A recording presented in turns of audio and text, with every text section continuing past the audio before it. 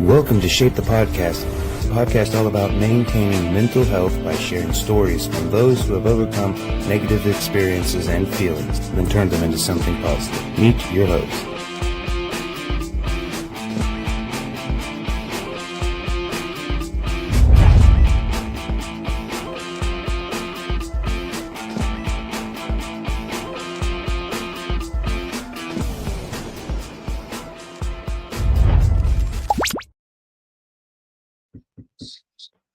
Howdy ho, Kyle.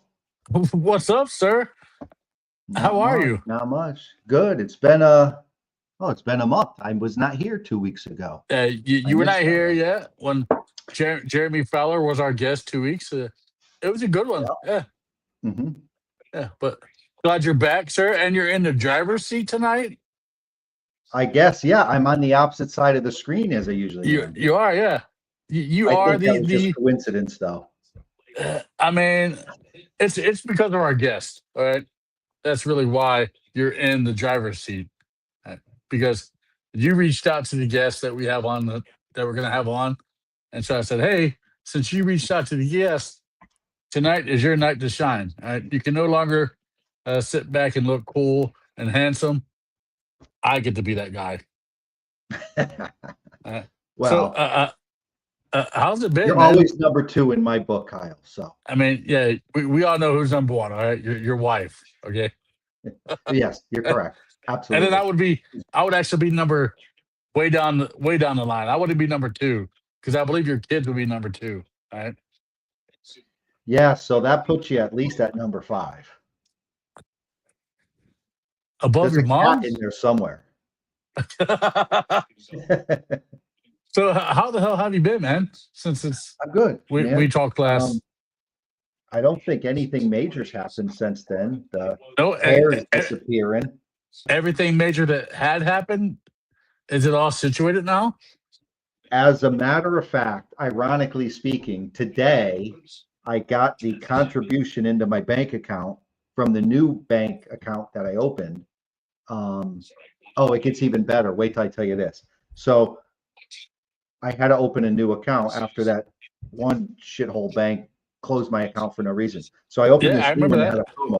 Coincidentally, that promo, the $400 bonus, hit my account today, ironically. So it was nice. But it gets better. The bank that canceled my checking account for no reason, that's the account, remember I told you that my mortgage auto drafts out of? Yeah. I walked in there on the 30th of the month last month and handed over a check for my mortgage payment because now the responsibility is on me. The bank auto drafted a payment against my mortgage also. I don't know where they auto drafted it from because the account's closed. Yeah. But I had a bonus mortgage payment, and who knows if those dummies are going to figure it out or not. And then they sent me a letter 2 days ago that says, we've raised your mobile deposit limit. Why are you sending me letters if you closed my account for no reason? So this is the bank. They closed your accounts. They closed my account. Then they put an automatic auto draft payment against my mortgage, which thank you very much. I guess that's compensation for what you did to my checking account. But then they send me a letter telling me that my mobile deposit limits are raised. So they clearly have no clue what they're doing down there. It's an absolute circus.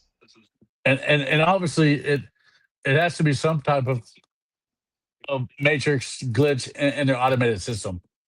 And it was a small local bank, and then they got bought by a national bank, and then they got bought by a national bank. So there's so much lost in translation from so many generations of acquisitions that who knows what they're doing there. It's like I said, it's a circus. It's a mess.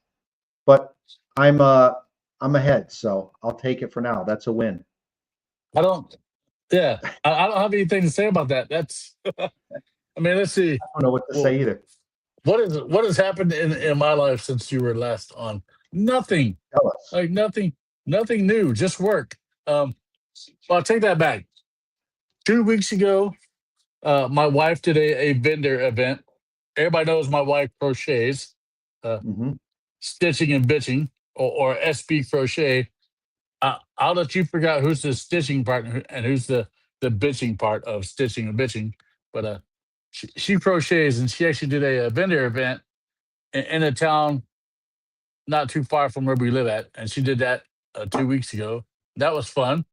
So Nice. yeah, other than that, that's been it. Like work, because we're getting ready for our trip to Gatlinburg here in June, and Speaking we're of just Gatlinburg, is Gatlinburg, that a Tennessee. You Matter hat you're wearing? This is yes, I thought that looked like his beard sitting there. eh. Simply because it fits the profile of the podcast. I have 1,000 hats I could. Oh, hey, well, thank you, Paul. I Paul's appreciate giving that. props to your wife. Yes, well, Paul and David both own creations that my wife has made. So they were. You met David. David was actually a judge at Cyan, Yep. and you met Paul last year at Cyan. Yep. Well, the people that were there at Cyan last year know what my judges' gifts were, and Paul got one of those judges' gifts. And then this year, my wife made his partner David a judge's gift that isn't as phallic as Paul's, but it was a rainbow middle finger. So they both have fingers of sorts as judges' gifts. You got to tell her I want one of those rainbow middle fingers for Livy. All right. What? And you actually have a gift that my wife has made. Yeah, I don't.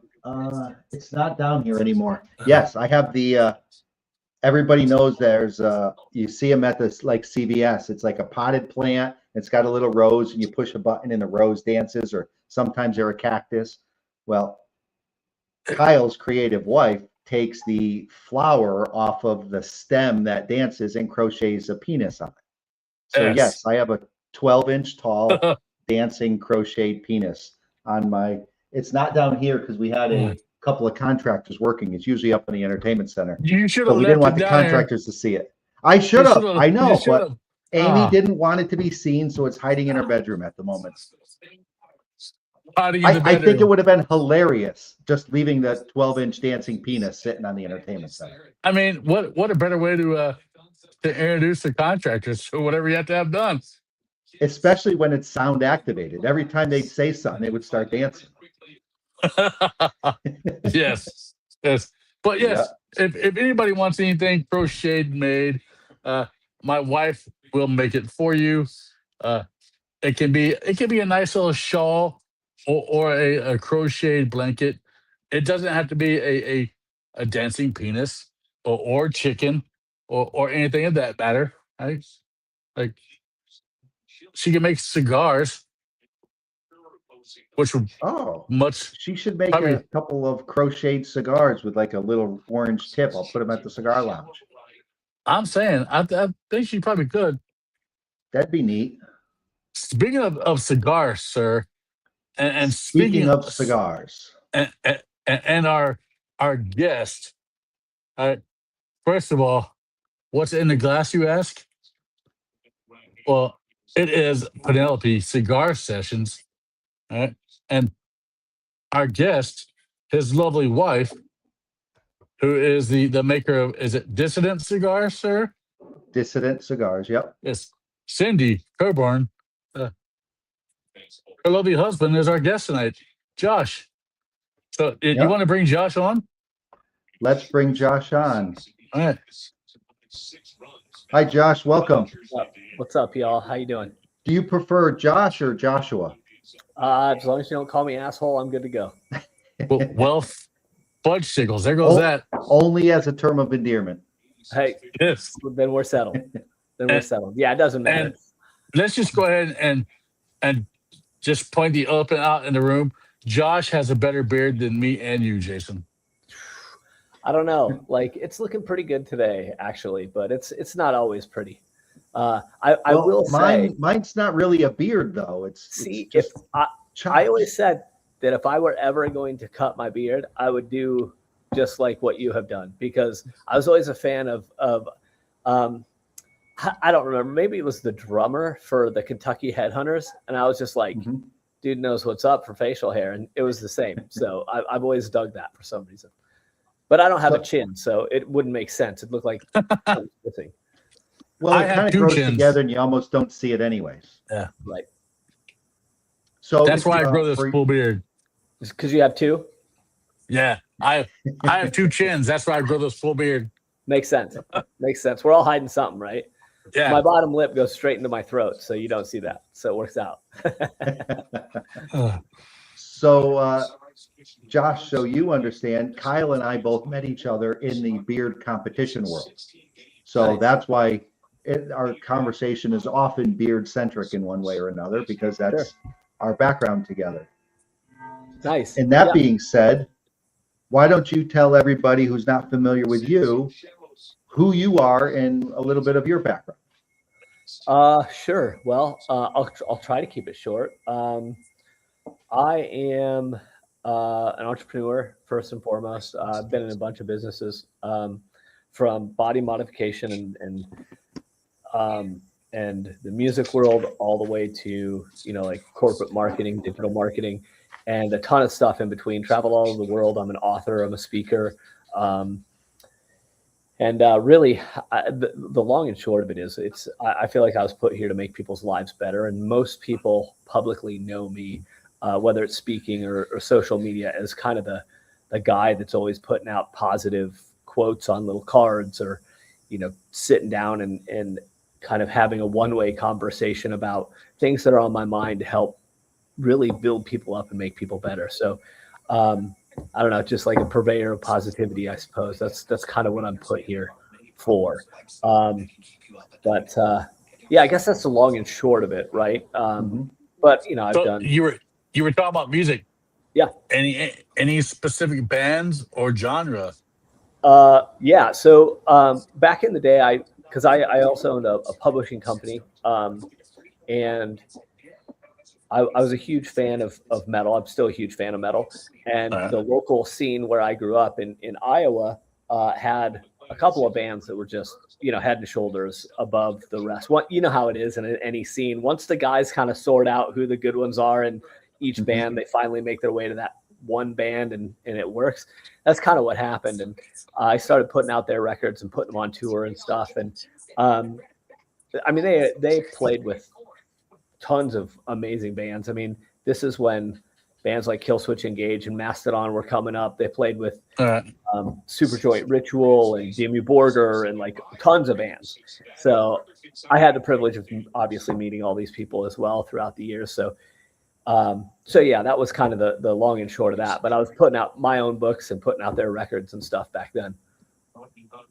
So what were your books? Back when your records mattered. Sorry. Yeah.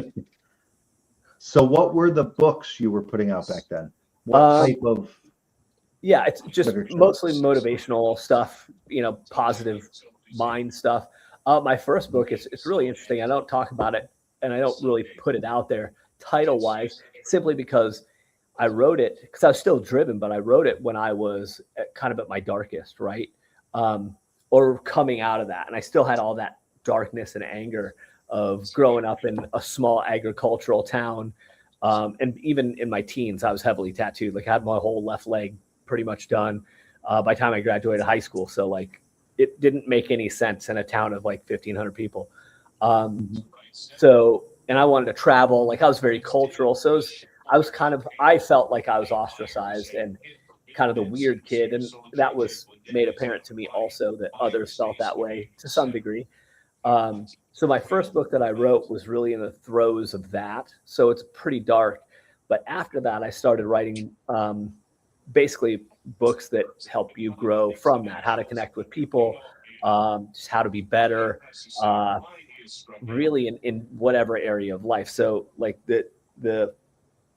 my most popular book was my last one, which was called Shit That Needs Said So You Can Kick All the Ass. And that came out in 2018. Since I've moved here to Nicaragua, so I'm not in the States to distribute.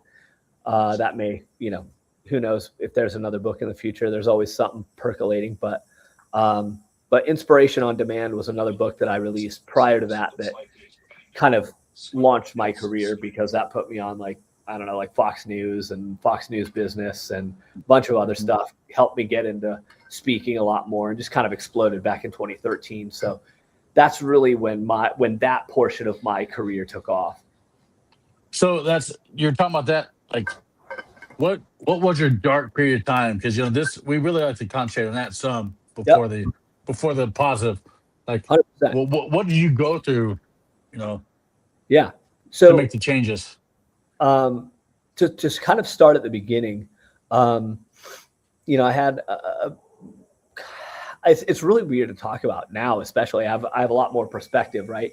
So when I talk about, I had alcoholic parents, which I did, and dad worked all the time. Like there was 5 of us, 6 of us total, including him. And he was busting his ass to make ends meet, make things work. And they split. And I eventually got kicked out of my mom's house for being angry and acting too much like my father. So I didn't know what to do. So of course I went to my dad's house, and he thankfully let me in, and it all worked out because of course he was very disciplined, and he was just entering, I guess you could call it recovery. He quit drinking cold turkey then. And that was kind of a shift there. So things were less unpredictable than what they had been most of my childhood. And it was a lot of life lived where, your life is about value and work, which I think there is value to that. And it took me years to sort through that. But there was a lot of unpredictability around the house for all obvious reasons when you start talking about alcoholism and things. But from that, of course, I became a fairly angry young individual, and I didn't really get into trouble. I always kept my nose clean. I busted my ass at work, but I was different in that small town, and I quit sports so I could work because that was my responsibility, which pissed off weirdly a lot of parents because I was good at some sports, and they would come into the grocery store I worked and like tell me that I'm ruining their kids' lives because I'm not staying in the sport and helping them get to like state or whatever. Like I'm not even a sports. But so I was like taking that from their children. And I'm like, well, like, are you going to pay for my car and gas? And like, I couldn't process how I was ruining somebody else's life by doing what was best for mine. So that was kind of shit that I threw on, right? Like, I'm ruining these people's lives, but what else do I do? And then, my goal was always to get into body modification and tattoos and all this stuff. And I met this dude, Darren McKeag, who, had a tiny studio, started hanging out. Then we started becoming friends, and I started, being a runner, answering the phones, all the things, and then just worked my way into the shop, started doing body modification. And at the time, again, I'm heavily tattooed, and this is late 90s, before literally like every NFL player and basketball player was covered.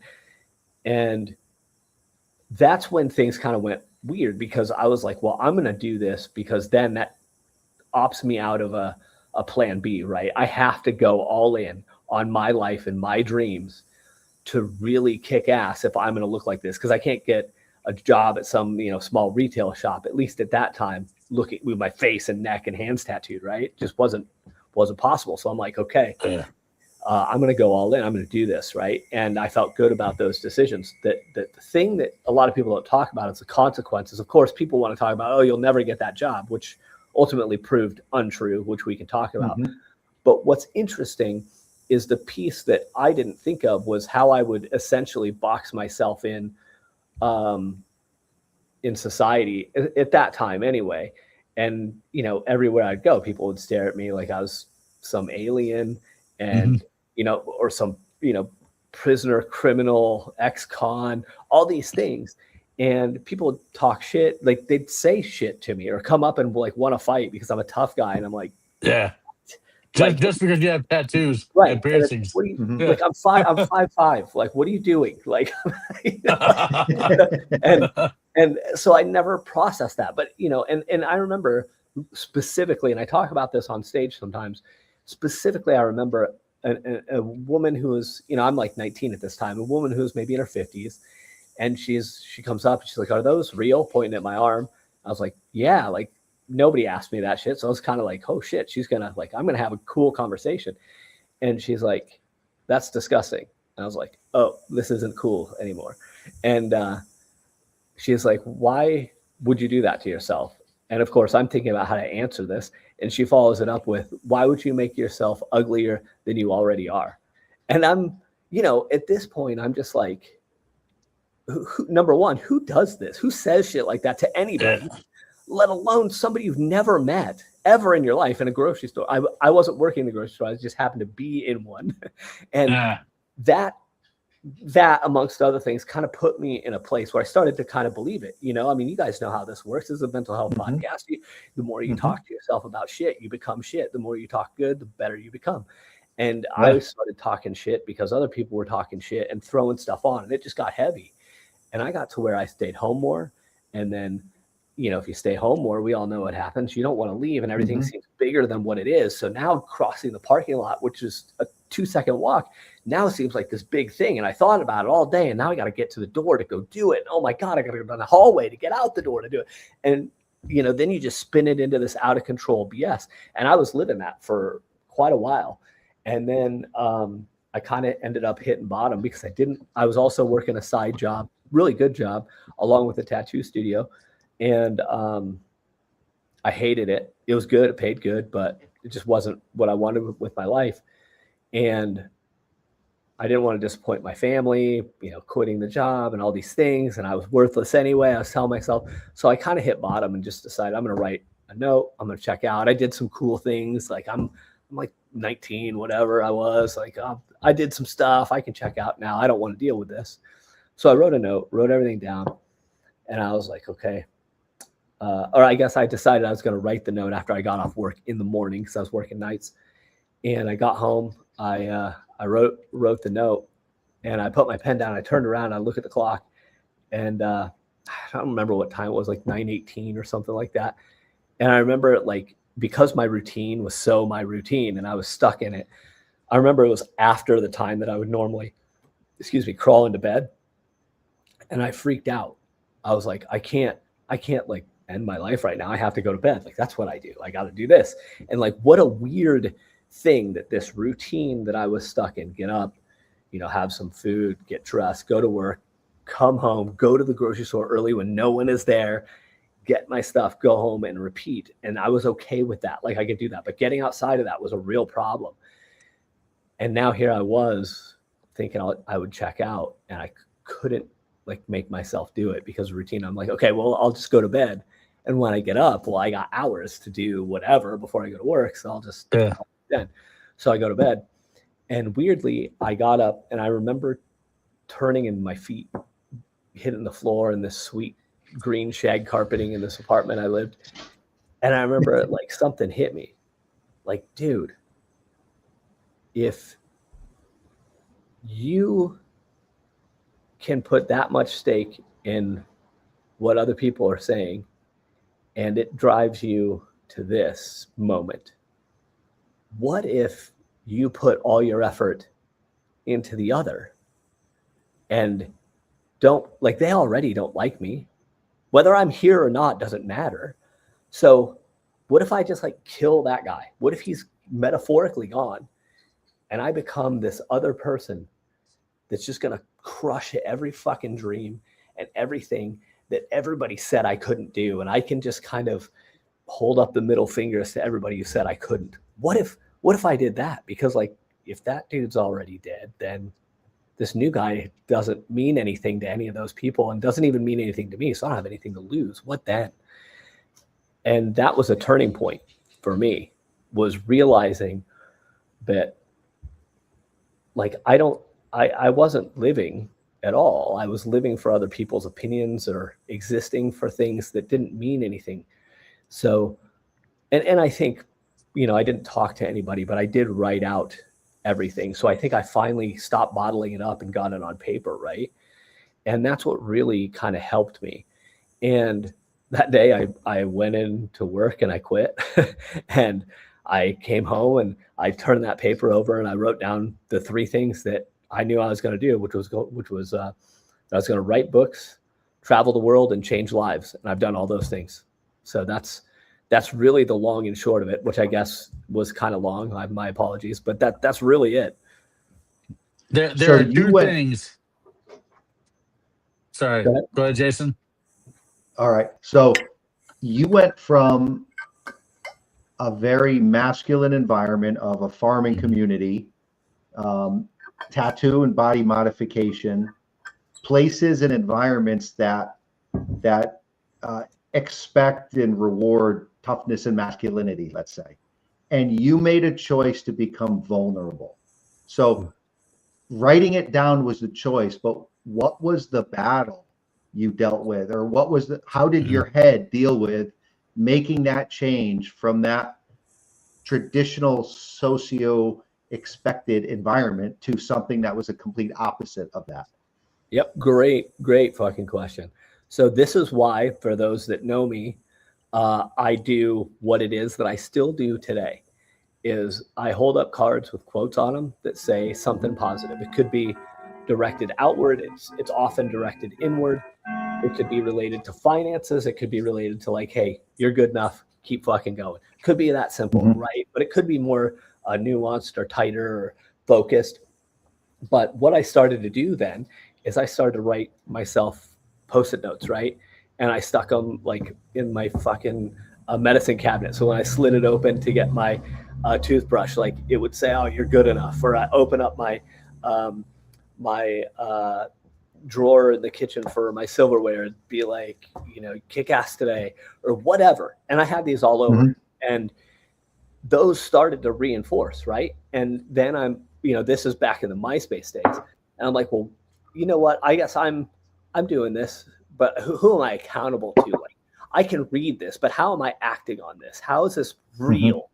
And like when I go in public, if I go to the grocery store and I'm already kind of freaking out about that, how do I show up better? And how is anybody going to know? Well, I thought if I shared it on social media, MySpace back then people know. And, the one guy in town that even knows what MySpace is at that point might see me. And if I say, hey, treat people good and be awesome, and I'm out there being an asshole and not being awesome, and he calls me out, well, that would suck. It would be beneficial to me, but it would suck to hear, right? So that's what I really started doing. And the crazy thing is, people fucking did start calling me out, or they would be like, hey, you're that guy that does that. I appreciate that.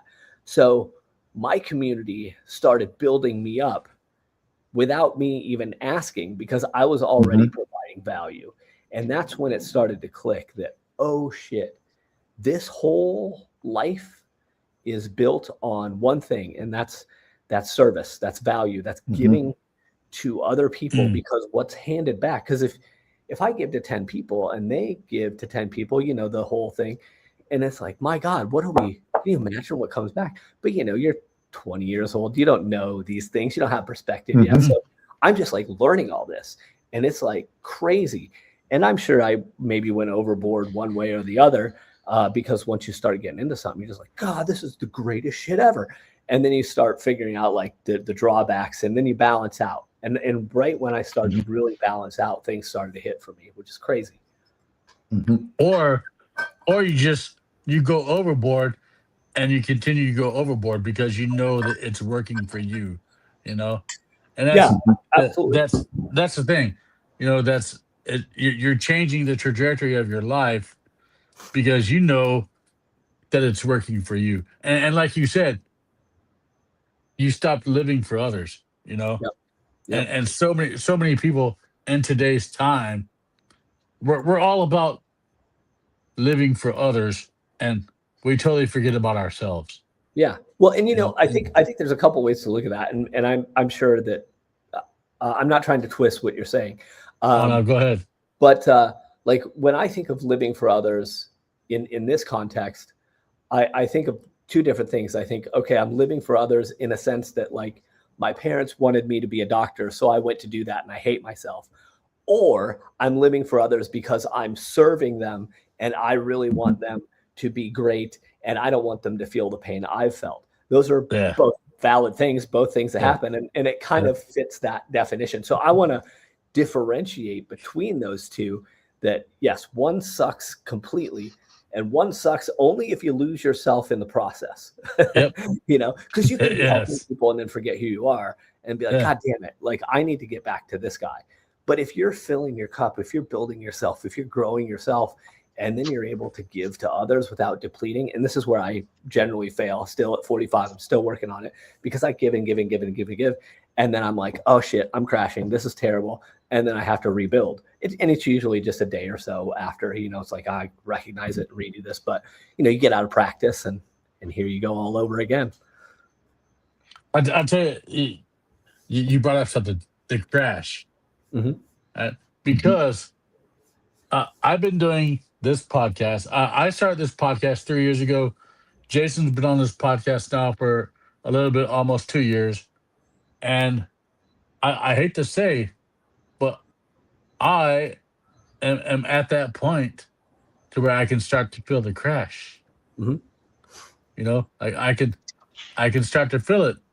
And I'm like, and I was just talking to Jason about this before the show, about like next month, it's a busy month for me in my personal life, to where I'm like, oh, hey, should I do a podcast? You know, should there be a live podcast, or should I just put out a couple of recorded broadcasts? Simply because I feel that crash. You know, it takes a lot to do what we do, and all three of us.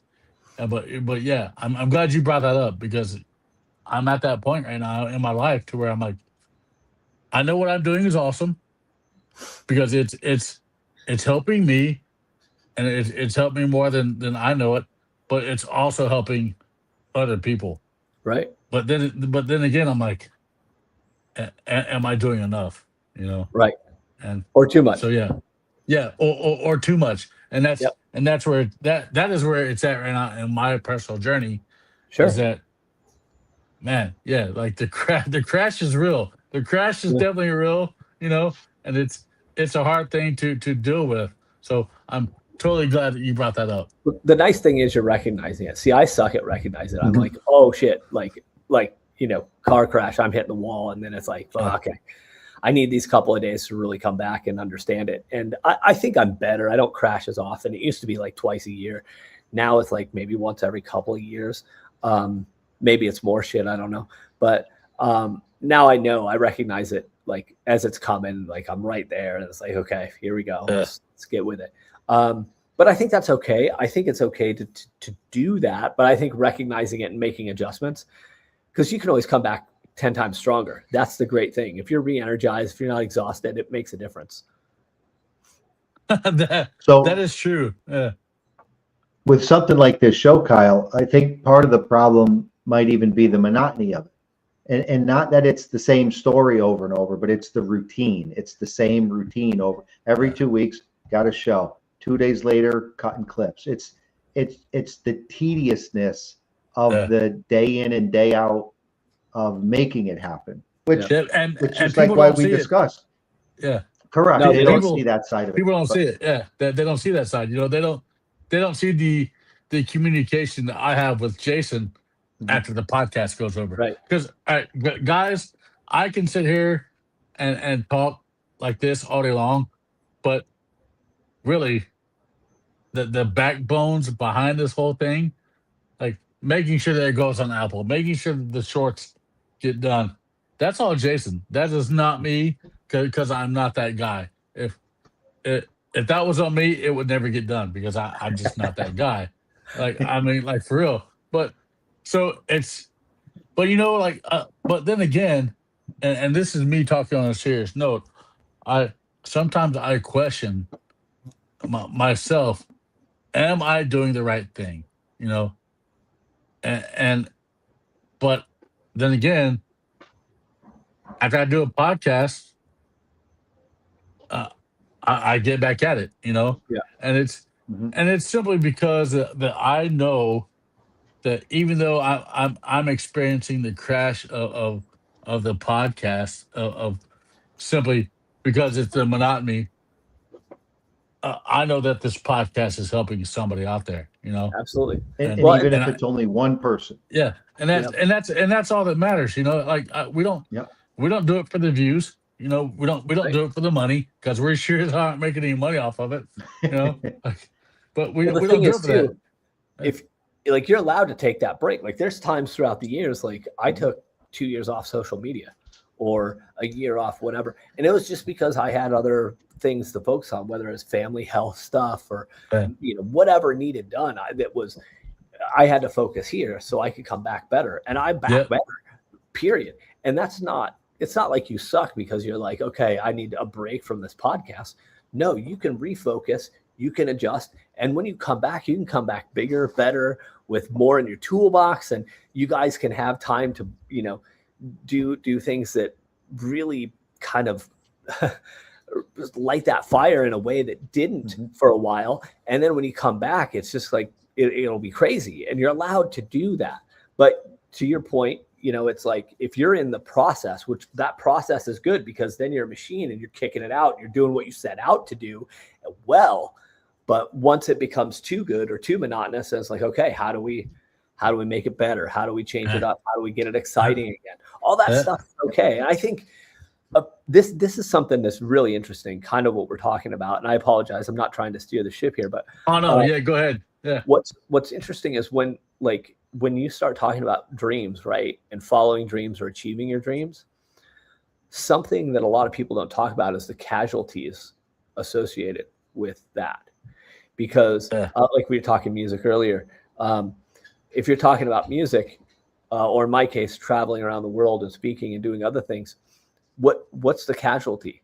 Well, sometimes it's a wife, sometimes it's kids' birthdays, family birthdays, funerals. Your friends get married, you're sure as hell not there. There's a million other things, all the other friendships that you're losing because you're on the road, they're having kids. There's shit I'm learning at 45 that most of my friends learned at like 21, 22, 23 about family relationships and friendships. And why? Well, it's because I was following my dreams, and I have these crazy fucking stories that nobody on earth has. But what I don't have is the same knowledge this guy got at 23 about how to be better in a relationship or how to raise kids or how to whatever. I didn't get that. The casualties are those things. Every great thing has a sacrifice. And Kyle, like you were saying, you do this great thing and it reaches people and stuff. What's the sacrifice? Well, the first sacrifice is time. You're not hanging out with your wife, sitting and knitting and watching TV and laughing. You're here giving. She's in bed right now. It's all right. but you know what I'm saying? Like there's always casualties. And sometimes it's us. Sometimes it's us. It's just, like life itself, and like what Paul Kennedy just said, you have to take care of yourself before you can take care of others.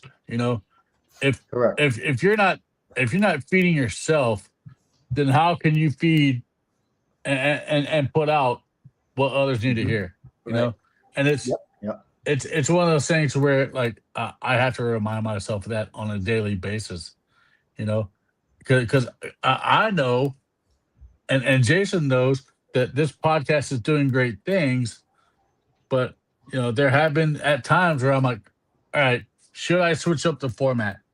Because it's been about people's stories, about people's their stories of redemption. That's basically what it's been about.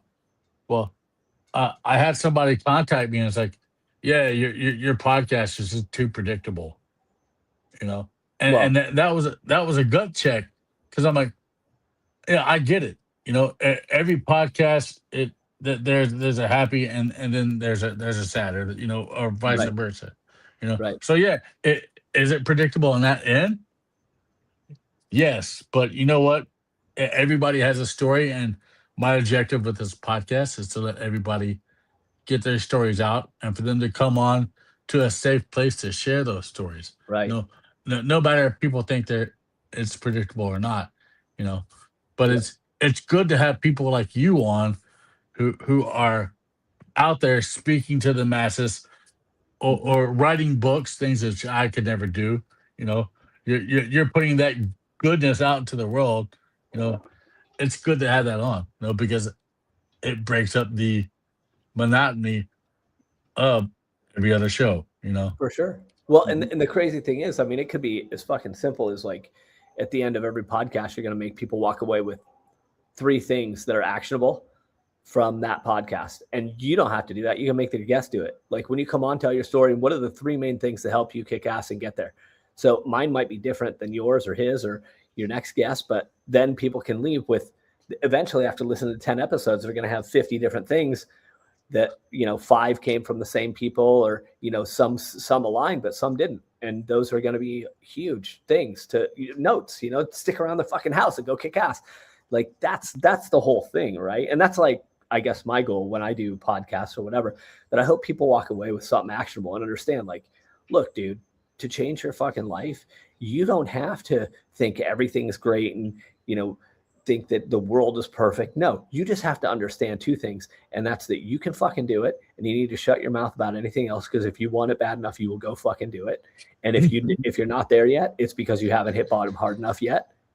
And the second one is start fucking slow, but start now. If you can do those things, the rest is easy. But you have to go because momentum gives you motivation. If you don't have the momentum, you'll never have discipline or motivation. But if you think motivation comes from just saying, oh, yeah, I'll go do it. No, it comes from doing it when you don't want to do it. And then suddenly it's part of your life and your routine. And then you're doing it. And then, holy shit, things are happening. You don't even know how. You're like, I thought the mountain that I wanted to climb was impossible. And now I'm on top. And now I see all the other mountains. And I'm like, fuck, I can climb them all. Let's go. And that's just how it is. And really, it's kind of like there's that old biblical saying, faith without works is dead. You can have all the faith in the world that you're going to be able to move mountains, in a positive sense.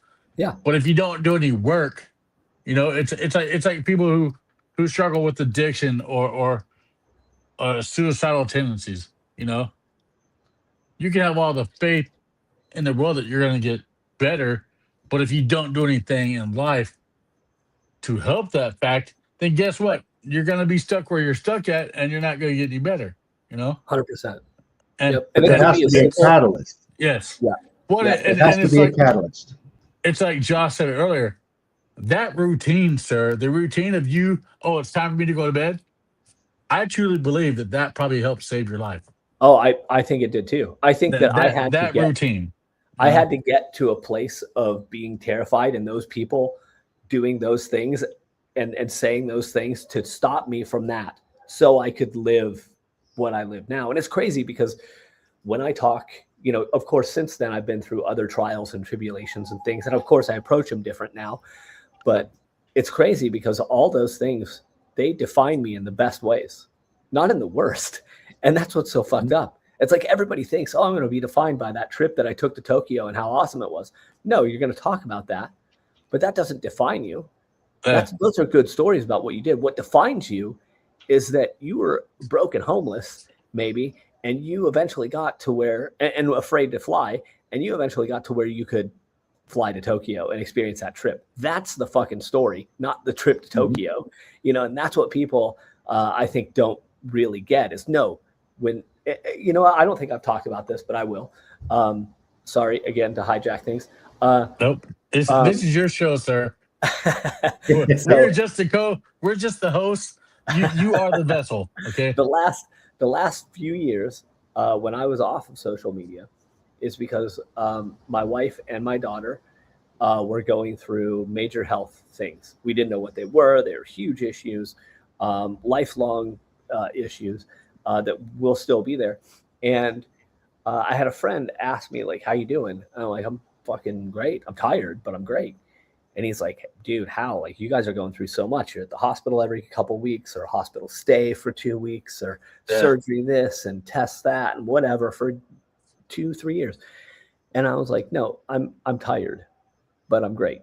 And my mindset that whole time was like, look, I had like 20 some years of absolute just awesome, like living life, kicking ass, enjoying everything. But I understood that at any time, I could lose a leg, get hit by a bus, daughter gets sick, whatever it is. And then I have to deal with that sacrifice or struggle or whatever for 2 years, 5 years, maybe 10 years to get to another good 5, 10, 8 years, whatever, that are just stellar and full of light and amazing. And I think that's what's hard for people to understand is like people that have the greatest or what seems like the greatest life ever, you have to understand they have this other thing over here that they've had to deal with to get to this space. I have friends that are celebrities, and I know what it took to get there. I know the sacrifices it took to get there. I know the heartache to get there. I know the things they've been through. So for their peaks of celebrity and dollars and cents and experiences, they have that equal in darkness, and it haunts them. And that's a whole other thing. And I think if you have a little bit of darkness, you probably have a little bit of light. But if you've experienced a whole lot of darkness, I'll bet you're a shining fucking beacon for a lot of damn people. So I'd imagine you guys doing this podcast probably been through some shit. Otherwise, you wouldn't be putting yourself out here to do this and be a light for other people, right? I mean, I'm a 3-time suicide survivor. Yeah. Wow. Holy shit. Jason's here because of his daughter. His daughter came on and shared her story, and Jason's here because he believed in me and what I'm doing and what I was putting out. And then I took some time off to focus on my mental health, and because Jason believed in this podcast, Jason took over the reins of hosting it. Well, awesome. Well, when I came back, because I knew how therapeutic this was for you, and I knew that it had to be here for you when you were ready for it. Awesome. And so, when I came back, I said, "No, Jason, you're not going away. I want you here full time now." So it was a full circle moment. Yeah. in my life, because I had a guy that I respect whose daughter was on the show, and I tell people I'm getting emotional about this. Her podcast, that show was one of the moments in my life that I will never replace. It was the podcast that could top all the podcasts because it was really, the probably second or third person that really showed their vulnerability on this podcast. We've had a lot of people come on the podcast, and sharing your story is a very vulnerable thing, but like to truly break down and share the shit that's happened in your life, like she shared, it touched my soul to the core. So when Jason came on and was the host at that time, I said, "No, bro, you're not going away. Like you're a part of this podcast family now." So that's so great. Yeah, so that's been an amazing thing, But that's one thing that we have to remind ourselves and remind our guests is that when you come onto this show, whatever you say on this show stays on this show. We're not going to go out and broadcast it to. Yes, will it be on Facebook? Will it be on? Well, yeah. By virtue I get of what you're saying, YouTube. but we're not going to go out like it's our story, right? It's our story. I get what you're saying. Yeah. No, so, I totally understand. But it's one of those things to where, like you said, you're talking about celebrities and stuff like that, and we actually talked about this a lot about mask. Those celebrities put on a happy face, but you never know what somebody's going through until they actively share what they're going through. Right. And that's why every single morning, I at least try to say good morning to one person, because that can spark the conversation of, "Oh, dude, my morning's going rough," or last night sucked, or right, or I wanted to, this or that, like I've had some friends of mine that have said, like last night was rough, like I felt like going full tilt and disappearing, but because of their routines that they do at night, that helped them throughout the day, you know, Sure. and because of me reaching out and saying, hey, good morning, how are you? That helped that person, you know, Yep. Well, that's because I think the biggest nobody, thing. yeah, That's nobody's the biggest alone thing. in, yeah, nobody's alone in their battles at all, you know, Mhm. and Yep. nobody needs to think that, you know, I mean, For sure. celebrities, you know, as I get it, man, you're a celebrity, and what do you have to do? You have to put on that mask of, Mhm. I'm happy, you know, I'm free. No, you know, everybody hurts. You know, everybody goes through the dark times. Like you said, you gotta go through that dark time to get to your light time. You know, Yep. and Mhm. it's just one of those things where everybody goes through it, and nobody is different than the other person. You know, we're all the same when it comes to that. Yep. You know, It's balance for sure. You have to have it. yeah, Mhm. And if you yeah, don't, your universe is gonna fucking give it to you. yeah. Yep. Like tilt it. Like yeah, Yeah, for it's sure. gonna be bam. Yeah, Mhm. totally. Well, we always ask the guests at the end if there was one thing you could tell people today, and I think you already did in multiple ways already. But one statement that would be the most impactful, what would that statement be from you, Josh? You know what? Regardless of everything else I said, I'll tell you guys, because people ask me questions similar to this, and it always kind of came down to like, what would I want on my tombstone, right? Mhm. And I'll never have a tombstone, but this is what it would be if so. And this is what I want people to remember, is because it's my goal. Is I lived this one life, but I changed many, and for the better. And if we all think of this every day, it's like, okay, how am I showing up when I go to get coffee, or go to pick up my, you know, pizza, or when I greet my family? How am I showing up? And is it right? Is it good? Is it the, you know, so when I'm gone, was it good? Did I leave a good legacy? Are they going to talk good? Did I make them feel good? Did I really help them grow as human beings? And if the answer is yes, I'm doing my job. And I feel like, you know, that's partially why I do my posts still, because I know that I'm contributing. I get the letters, I get the messages, I get the things from people, and I hear the impact, and that's wonderful. And it's hard for me to process.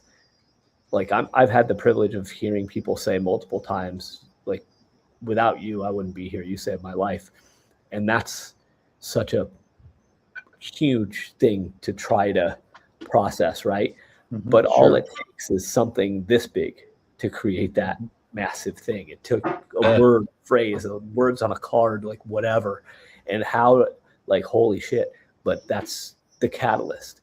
And if you live your one life of service and try to change as many as you can for the better, Mhm. imagine what that'll be. If it's one, if it's 10, and they continue to pay that forward, man, what a world we'll live in. And that's really what it's all about for me. Exponential benefits. Yes, Yeah. 100%. Yeah. So if people want to reach out to you, where can they find you on the socials?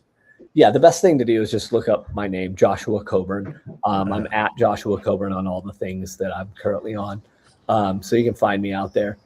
Reach out, DM me, whatever. You know, I'm here to help people kick ass. So let's do that. Let's go kick ass. Yeah.